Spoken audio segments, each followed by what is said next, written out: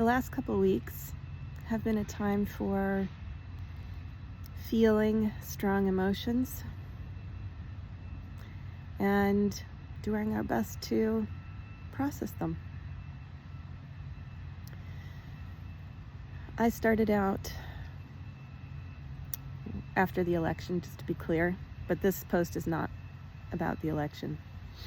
It's about processing emotions and dealing with difficult feelings. But I'm just using the past election here in the US as an example because leading up to the election was really tough for a lot of people, including myself, and finally getting the results was tough as well. But I have never been more grateful than I have been in the days since then to have the understanding, the knowledge, the tools, the connection to spirit that I have and that I've cultivated for a lifetime, and which I, for whatever reason, keep finding myself sharing about with others. So yesterday I taught my group class. It's a class for musicians, but turns out that most of the time we're not really talking directly about music. We're talking about being human and learning how to really be present and become our best selves from moment to moment in a creative way. So yesterday, just one more thing to back up. In my Saturday classes, usually they're Saturdays, in my group classes in general, I often have a part of the class devoted to a master class where I'm working with an individual who has signed up and either has something creative to share.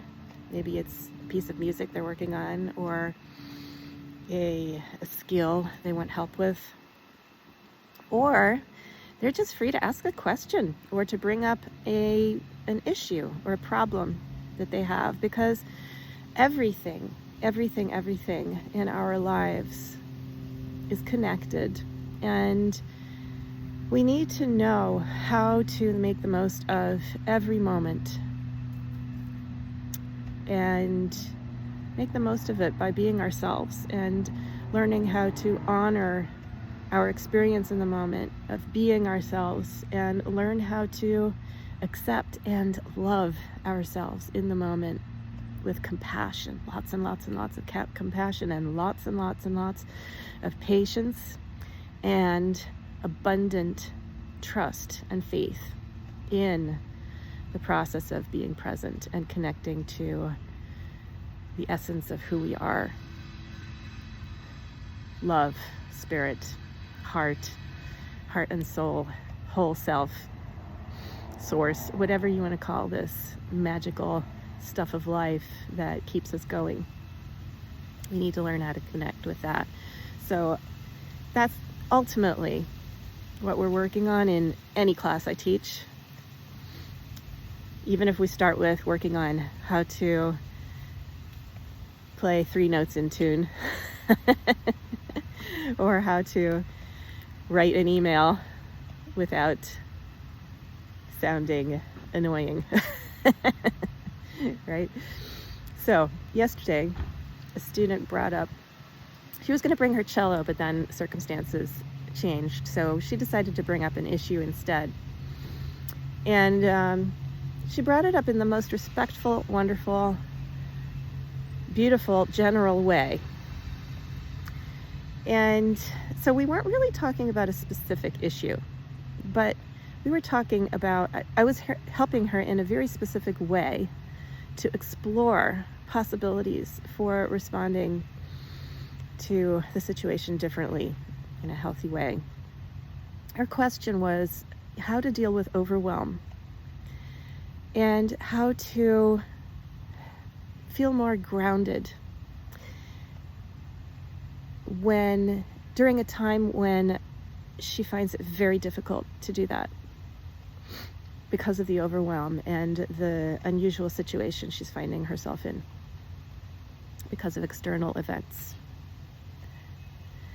And I know this has been an issue for many of us since the election, but it is not about the election. And I ended up, I worked with her.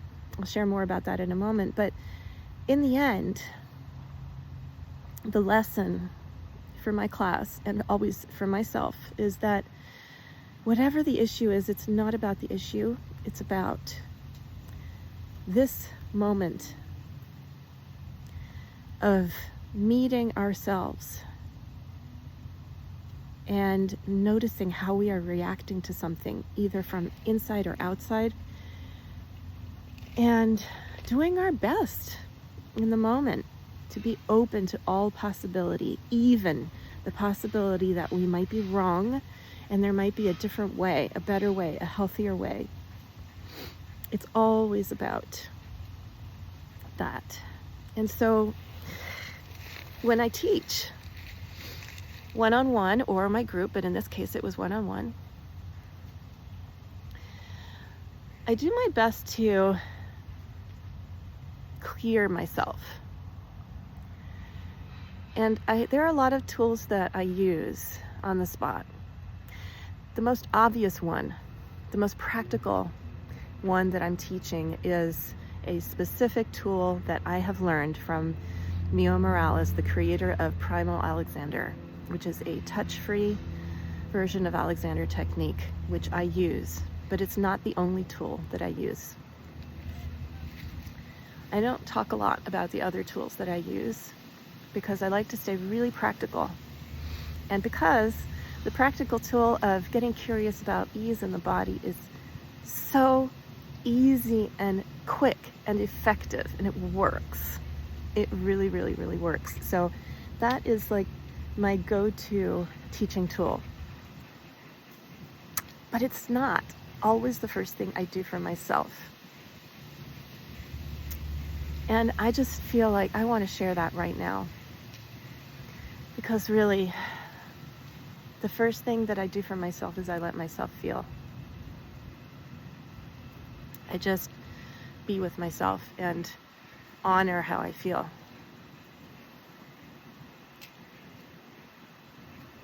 Which isn't really that different from the Primal Alexander techniques that I share. It's not different from Ima, but I do it my own way. And really, it's something I've always done. I remember as a child being upset and going into the closet in my bedroom, sitting there in the dark for a long time. It felt like a long time. Being alone in the dark, in the closet, taking care of myself. I learned a lot by being in the dark as a child, taking care of myself. And being able to open up that door and go back into my bedroom and be alone in the light in my bedroom. And healing, and from, I don't know, I love my parents and they're very loving parents. And even with the best of parents, I'm human and had to deal with my own stuff, right? And there were those moments where there was nobody else to take care of me, when I would retreat into the darkness of my closet. We are all alone in the darkness of our closets inside, whether we like it or not. So we all need to learn how to take care of ourselves alone in the darkness, so we can step out again into the light. And let me just tell you that over the years, I have found that it's incredibly wonderful when there's someone else out there who gets it, who is willing to go into the darkness with you. Just be there. And listen and be quiet. And then maybe give you a few suggestions for how you might think a little differently so you can start feeling a little different. I've been blessed to have so many important teachers in my life, many of whom don't even know it. Thanks to all of you who don't know it. And I strive to, somehow, the last thing I ever wanted to do was be a teacher because both my parents were teachers. I resisted that for a very, very long time. So go figure, here I am. I find myself a teacher, maybe a healer, definitely a creative person, artist, musician, writer. I like to dance alone at home, sometimes with someone around, usually alone. I like to sing. I wrote poetry. I was the lead in musicals. I liked to act. I'm a pretty creative person. But I think the most important way that I am creative is in figuring out how to rise up from the ashes when I've been knocked down. And I was able to help my student yesterday. It was amazing how with just a few ideas, and actually they were creative ideas about exploring our imagination, and I think what worked the most actually in that particular lesson wasn't even the specific tools. It was about me being open to exploring and getting creative, and somehow my creative intuition led me to have her imagining she was an astronaut in outer space and getting in touch with the joy in her heart and the spirit in her heart that she is connected to even when she's not grounded, that she doesn't need to feel grounded to find her voice. And her voice, without my saying anything about her voice, the next time she spoke after that was so huge and powerful and resonant and amazing and beautiful and bright and brilliant and wise, and all of her best self, her essence came out in her voice in that moment because she was open to exploring a creative new possibility and using her imagination to think differently to get a different result. That's what I teach. And I can teach that because I have to do that for myself over and over and over again, and I've done it since I was a little child, and this makes me really teary because maybe that's, people out there are like, what's your superpower? Well, I think that might be one of mine.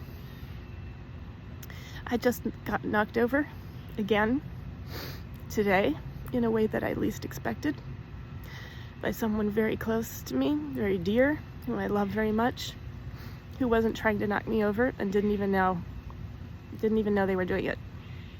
But boy, it hurt. So guess what? I'm out here next to this beautiful tree, an amazing tree, by the way, huge oak tree. I have this huge oak tree in my backyard. It protects the space here. And you know what? I came out here after I had this experience, which was incredibly difficult and continues to be very difficult for me as I process it now. I'm in the process of processing it, and sharing all of this with you is part of my process. Yes, I do practice what I preach the best I can. And here is the proof. I'm doing it right now. So I went for a walk before I got the news. I kept walking. I connected first to myself and then to the world. And I reached out, and I came to sit here in the backyard, in the sun, actually in the shade. I happened to be here next to my tree, and I connected to God, to love, to source in my heart, the way I do, which is a personal way. I grew up as an atheist, agnostic. I found my own ways to connect to spirit without knowing I was doing it. I did it through music. I did it through art. I did it through being in nature. So I continue to do what I've always done, just in new ways with some more tools. But I'm still me doing me. True to me, best I can be. I've done that my whole life, ever since my dad said, just be yourself, Jennifer. I actually think I was doing it before then. Who else could I be? Anyway, here I am sitting next to this tree, and I started praying the way I do these days and asking, did I do something wrong? Because I'm open to learning. I want to know if I've done something wrong so I can learn from it, because my goal is to become the best person I can possibly be for good. Up until the moment I die, God willing.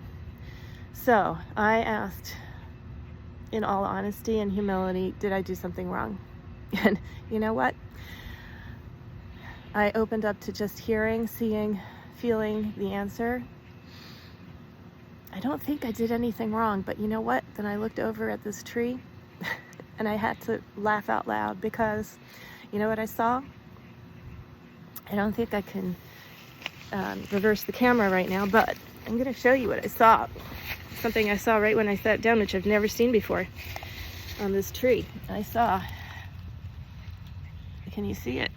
There it is. It's a nut. And it's a beautiful, isn't it a beautiful, perfect circle? It's a beautiful knot. And you know what's in there? What's in that knot is N-O-T. And what's in N-O-T is no. I got my answer. I don't think I did anything wrong. But if I did, I'm sorry. I always strive to apologize and make amends when I can. And yeah. So I wanted to come on here today to share this, because this is what I've been teaching my students for years. This is what I taught yesterday. And I feel like my classes are such an incredible gift, not just to my students, but also to me, and to the world, because, it's not that many of us, but we have a ripple effect. I know that each student, everybody in my classes learns a little bit of something that helps them have a little more ease and joy and peace and love in the world and in their interactions. And every little bit has ripple effects that we cannot even begin to fathom. I firmly believe that.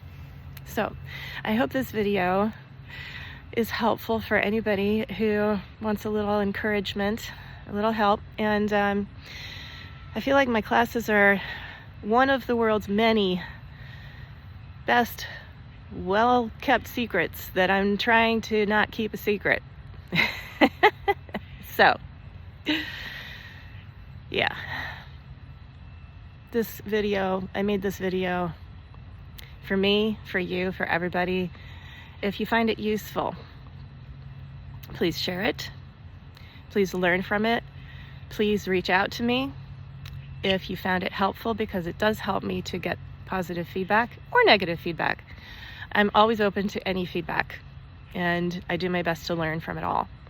So I am incredibly grateful whenever you use the emoji button, or you put a little comment, or you send me a private message. Silence is fine too, but know that when you take an action out of silence, when you've been connecting to good stuff inside of you in that silence, what you do next is really powerful. That's what I want to teach. So I am actually in the process of creating a whole new program for not just musicians. And I want to teach the things I've been talking about. So if any of this speaks to you, it would be really, really helpful for me to know. And it would give me the courage to create this new thing that I'm trying to create, because it's not easy. And I'm used to doing things that aren't easy, but it's hard for me to be patient like everybody else.